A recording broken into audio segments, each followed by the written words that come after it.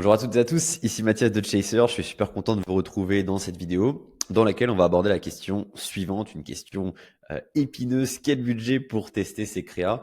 C'est une question qui est évidemment hyper importante. Pourquoi? Parce qu'aujourd'hui, je pense que vous en avez de partout que la créa, c'est ce qui fonde la performance de campagne social ads, que ce soit sur Meta, TikTok ou les autres régies publicitaires.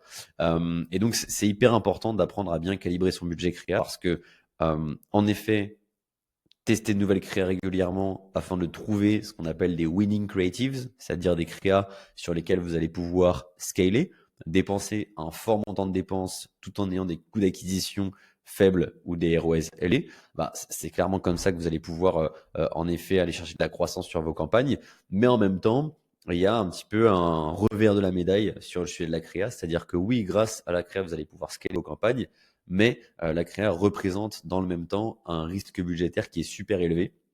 Je vous ai fait un petit schéma pour vous expliquer en quoi est-ce que la créa c'est bien beau, oui ça fonde la performance, mais ça peut aussi tuer vos campagnes. En fait, c'est assez simple. L'idée c'est que de base, intrinsèquement, la créa a un faible taux de succès. Ça veut dire que vous allez tester 10, 20 créas et vous allez voir que parmi vos 10 ou 20 créas, vous allez en avoir seulement une ou deux qui vont en effet être des créas gagnantes, donc des créas avec des bons résultats sur lesquels vous allez pouvoir dépenser. Et donc ça implique de devoir produire en volume parce que demain, imaginons que vous ayez une créa sur 20 qui s'avère gagnante. En fait, si vous commencez à ne produire que 3 créas, alors que vous en avez une sur 20 qui marche statistiquement, et bien avec 3 créas, les probabilités pour que vous tombiez effectivement sur une créa gagnante, elles sont hyper faibles.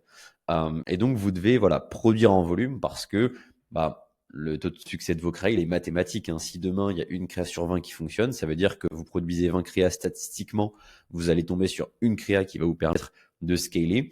Si demain, vous produisez 40 créas, eh bien, statistiquement, vous allez non pas avoir une, mais deux créas sur lesquelles vous allez pouvoir appuyer niveau budget tout en maintenant des performances, notamment des coûts d'acquisition dans votre cible.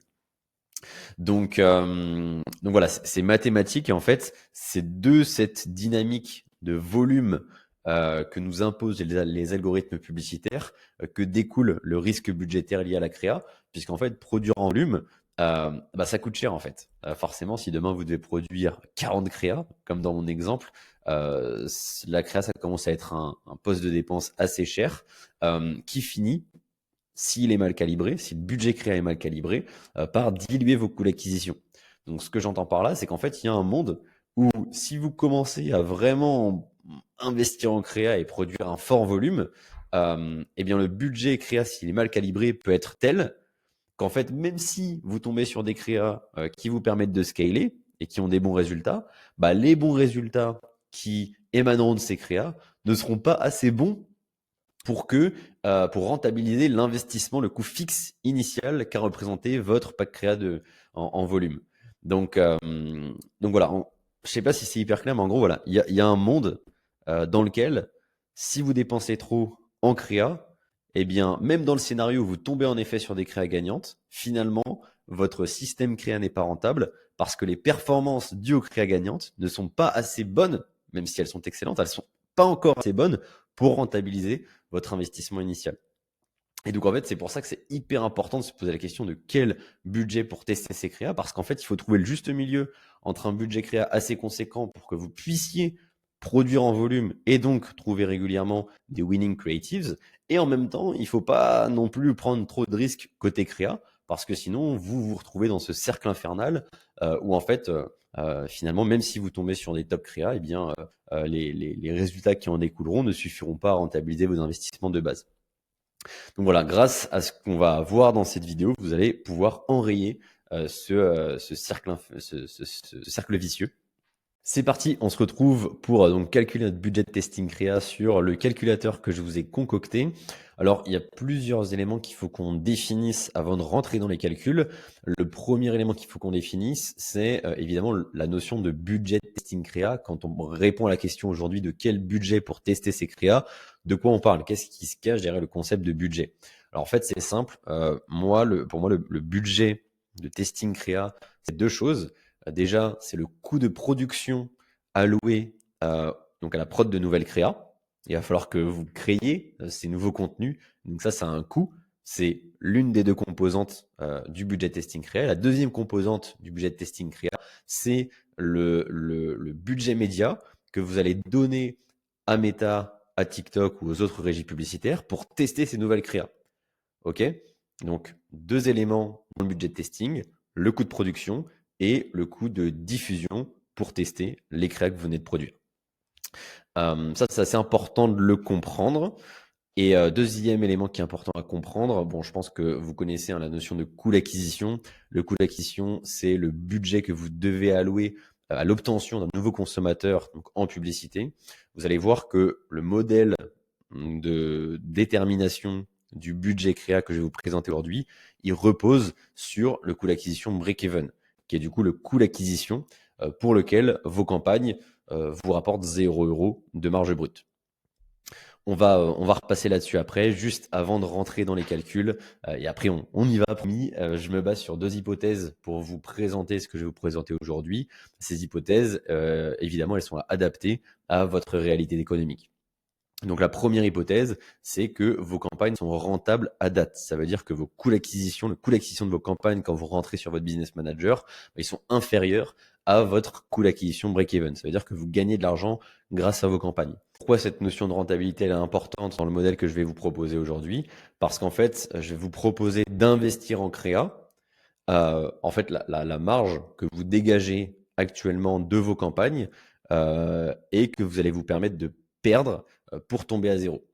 C'est le modèle que je vais vous proposer aujourd'hui. Si à l'inverse, vos campagnes ne sont pas rentables, vous savez qu'avec le modèle que je vais vous proposer aujourd'hui, vous allez devoir aller taper dans votre trésor pour pouvoir investir en créa et donc faire remonter les résultats de vos campagnes.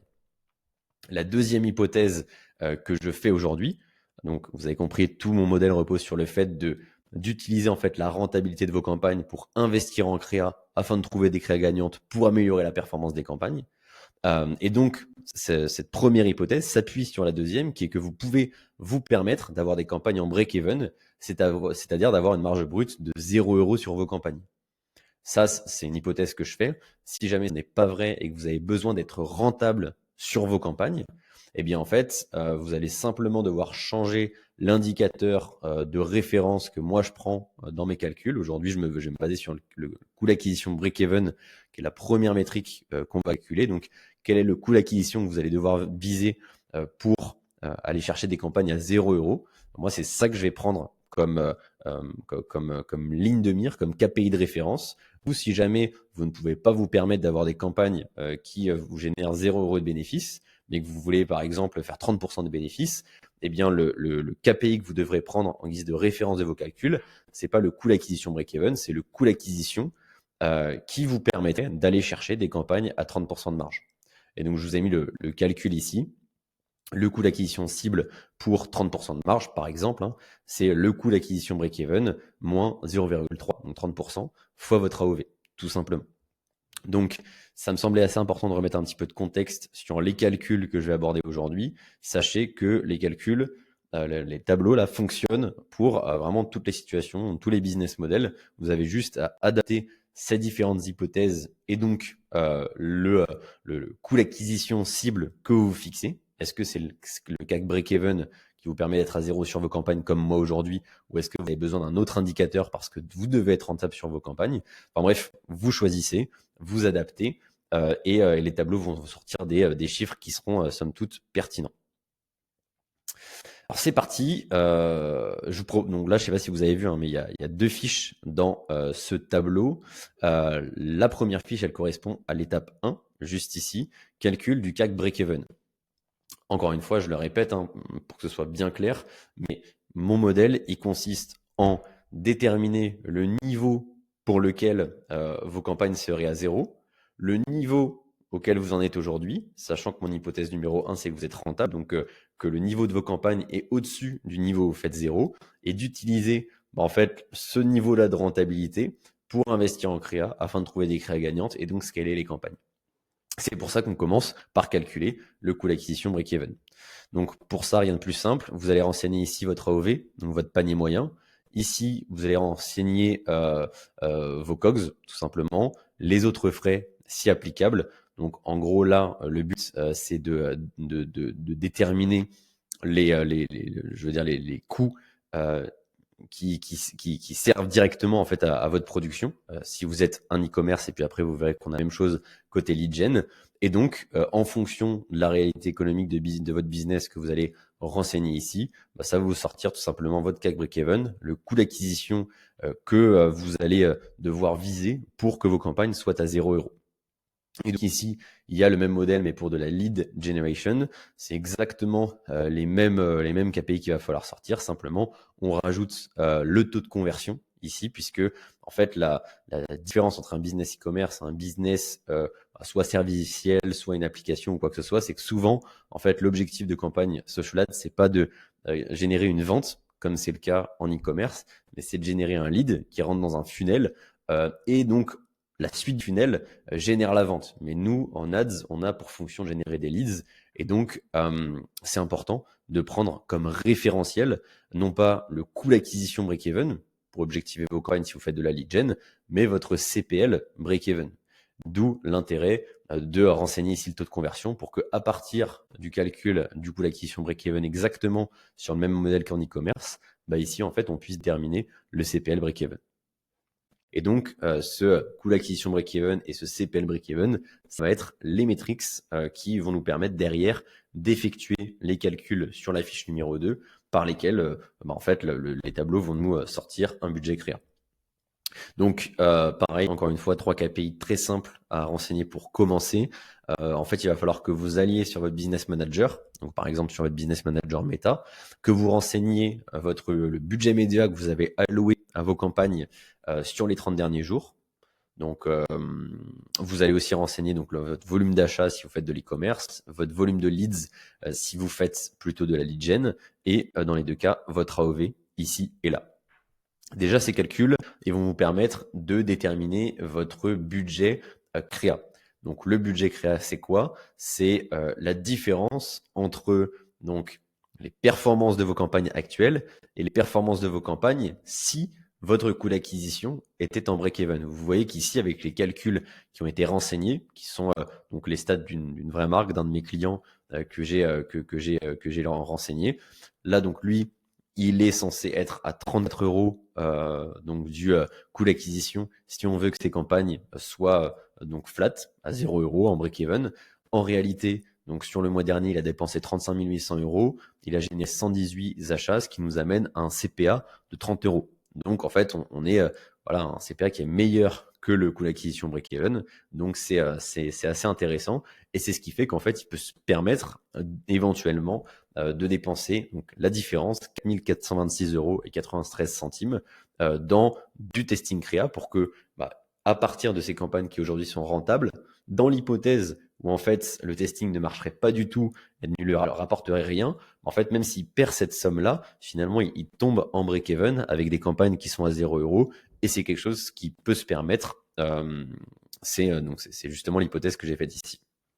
Et là, je pense que vous commencez à comprendre un petit peu l'idée. Si jamais, encore une fois, je le répète, mais c'est vraiment hyper important de comprendre que ce modèle, il n'est pas fixe. Si jamais vous ne pouvez pas vous permettre d'avoir des campagnes qui font 0, c'est pas grave. Vous changez juste le modèle en ne vous basant pas sur votre CAC break-even, mais en vous basant sur le CAC de votre choix, tout simplement, le CAC cible de votre choix. Bref, les premiers éléments qu'on vient de renseigner, là, ils nous permettent en tout cas de déterminer donc notre enveloppe budgétaire créa globale. Et donc, ce qui va être intéressant, c'est surtout de se dire, OK, maintenant que je sais que je peux, en fonction de mes stats, dépenser environ 4 400 € en créa, comment je les répartis? Qu'est-ce qui va du coup plutôt au budget de production? Qu'est-ce qui va plutôt au budget de testing? Alors, pour ça, vous allez devoir renseigner un élément qui est le volume de créa nécessaire par mois. Donc, normalement, vous êtes censé savoir combien de créa vous devez tester chaque mois.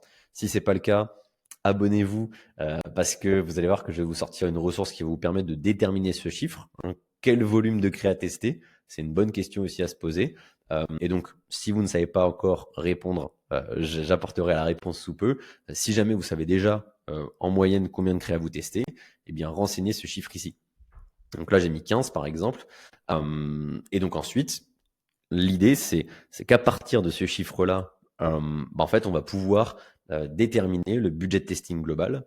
Pourquoi? Parce qu'en fait, le budget de testing, moi, je vous conseille de dépenser c'est ce que j'ai mis ici, entre 2 et 10 fois le CAC en fonction de notre réalité économique. Donc, ça veut dire quoi? Ça veut dire que, en gros, si vous commencez à dépenser dans Meta, je sais pas moi, à peine une fois votre coût d'acquisition, par exemple, si là, on dépense 15 euros pour tester une créa, alors qu'en moyenne, il nous faut 30 euros de dépenses pour générer un achat, forcément, avec 15 euros, en fait, la probabilité pour qu'on génère un achat est faible. Alors que si demain, on dépense 300 euros, donc 10 fois ce qu'il nous faut sur la moyenne du compte pour générer un achat et qu'on n'en génère pas, ça veut dire que clairement, voilà, on a assez de data pour confirmer que la créa n'est pas bonne. Et à l'inverse, si sur une créa sur laquelle, je veux dire, on a dépensé 300 euros, elle génère 20 achats, on sait que c'est une créa qui est particulièrement pertinente par rapport à ce qui se fait sur la moyenne du compte. Maintenant, l'idée, c'est que dépenser 10 fois le coût d'acquisition sur chacune des créas, si vous en testez 15 comme dans cet exemple, on peut faire le calcul, hein. On peut faire le calcul ici. Vous voyez que c'est juste pas possible parce que le budget de testing, donc dépenser 10 fois votre coût d'acquisition sur un volume de 15 créas, bah, ça ferait qu'en fait, là, vous aurez besoin de plus que nécessaire rien que pour tester. Et donc, vous n'auriez pas du tout d'argent pour produire les contenus. Donc, c'est pour ça que ici, quand je mets que vous devez dépenser entre 2 et 10 fois votre coût d'acquisition moyen sur le business manager dans chacune des créas que vous allez tester. En fait, ça dépend. Si demain, votre coût d'acquisition, moi, je sais que j'ai des marques, par exemple, en lead gen qui ont des CPL à 20 centimes. Évidemment que vous pouvez vous permettre de dépenser 10 fois votre CPL. Mais demain, on accompagne aussi beaucoup de boîtes, par exemple, dans le domaine de l'ameublement, donc qui vendent des produits chers à plusieurs centaines d'euros. Les coûts d'acquisition, bah, c'est par exemple du 250 euros. Là, si déjà vous arrivez à mettre 2 fois votre coût d'acquisition moyen sur le compte, donc 500 euros par créa, c'est beaucoup. Donc en fait, l'idée, si vous voulez, c'est un peu de jouer avec ces deux indicateurs, pour que à la fois vous puissiez vous assurer de diffuser le nombre de créas qu'il vous faut diffuser, et en même temps que vous diffusiez assez pour avoir des réponses à vos questions concernant la performance de vos nouvelles créas, sans non plus vous mettre dans le rouge côté risque budgétaire. Dans cet exemple, typiquement, on a des coûts d'acquisition aux alentours de 30 euros. On sait qu'on doit créer 15 créas par mois, qu'on va tester 15 nouvelles créas par mois sur ce compte. Bon, bah, typiquement, tester chaque créa avec un spend média équivalent à 5 fois le CAC. Donc ici, 5 fois 30,3, ça fait 150. C'est quelque chose qui me paraît réaliste et ça nous laisse du coup un budget de production pour ces 15 créas de 2150 euros, soit 143 euros l'unité. Ce qui est plutôt réaliste. Si jamais vous avez besoin d'un petit peu plus de budget de production parce que, je sais pas, vous avez repéré des créateurs de contenu, une agence ou que sais-je, qui est un petit peu plus cher, bah peut-être que vous pouvez exceptionnellement vous dire que vous allez tester vos créas avec un petit peu moins de budget, ce qui vous en laisse un petit peu plus que les productions. Il y a un truc assez important à comprendre, c'est ce que j'entends par créa. En fait, j'entends par créa chaque contenu qui va être poussé en ads.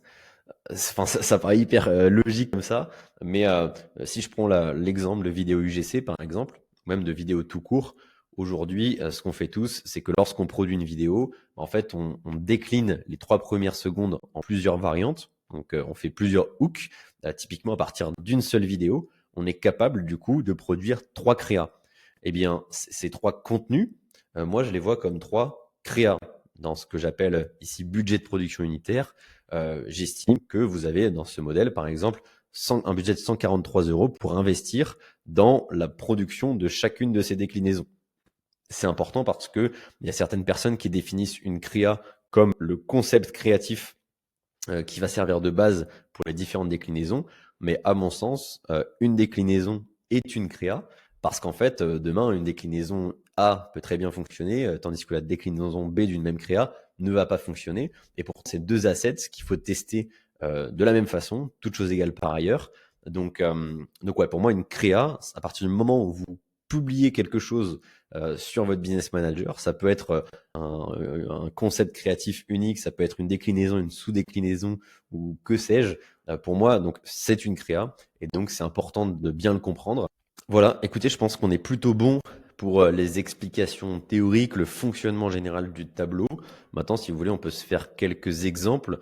Imaginons, je sais pas, qu'on est, bon là, ça va vraiment être au doigt mouillé, mais qu'on ait ici donc une marque e-commerce avec un panier moyen à, je sais pas, 150 euros par exemple, avec des COGS à 50 euros. Bon, disons 40 euros et 15 euros de frais supplémentaires, donc frais, je sais pas moi, frais bancaires, frais d'emballage, ce genre de choses. Ça veut dire qu'ici, on se retrouve avec un coût d'acquisition break-even à 95 euros. Si demain, on dépense, par exemple, 80 000 euros donc sur le mois et qu'on génère, allez, on va dire 2500 euros, 2500 pardon, avec du coup notre AOV qu'on peut en réalité directement reprendre tac d'ici. Et bien voilà, on se fait du coup tac tac, ouais, on a un CPA, c'est pas hyper réaliste, c'est pas hyper réaliste. Attendez, c'est pas hyper réaliste. Si je mets par exemple ok, ça c'est plutôt réaliste, c'est-à-dire qu'on a en fait un CPA break-even de 95 euros.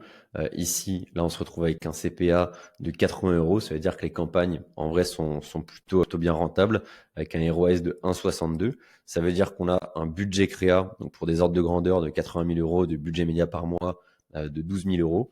Et donc là-dessus, imaginons que, allez, c'est marques qui dépensent un peu plus, etc. Donc on va se dire que elles souhaitent dépenser 30 créas, tac tac, et que étant donné donc le coût d'acquisition un petit peu plus élevé, on va se dire qu'on dépense que 3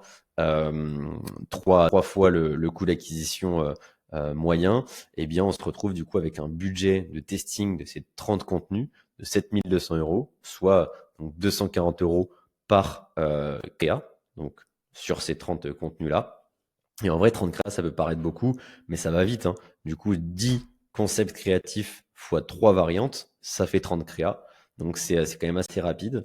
Et le budget de production pour ces 30 créas, donc par exemple ces 10 concepts créatifs fois 3 déclinaisons, eh bien c'est 5 430 euros, soit un budget de production unitaire de 180 euros. Bon, c'est vrai qu'ici, on a utilisé des exemples e-commerce, mais en vrai, sur la partie lead gen, c'est exactement la même chose. Donc voilà, je vous laisserai remplir les tableaux avec avec vos propres data. J'espère en tout cas que cette vidéo vous aura été utile. En vrai, c'est tellement important de savoir calibrer son budget créa. Je pense que une data aussi hyper importante, c'est le volume de créa à tester par mois. Ça, encore une fois, restez connectés parce que vous avez préparé une ressource pépite et bien technique comme d'habitude pour que je puisse vous apporter une réponse à cette question. Donc évidemment, si vous avez kiffé, n'hésitez pas à liker, à vous abonner. Et si vous êtes une marque qui dépense plus de 10 000 euros par mois en ads, je suis disponible pour qu'on puisse échanger soit sur cette ressource, soit sur éventuellement vos besoins créa. Vous pouvez réserver un appel juste ici. Donc je vous remercie encore pour votre attention et puis je vous dis à très vite.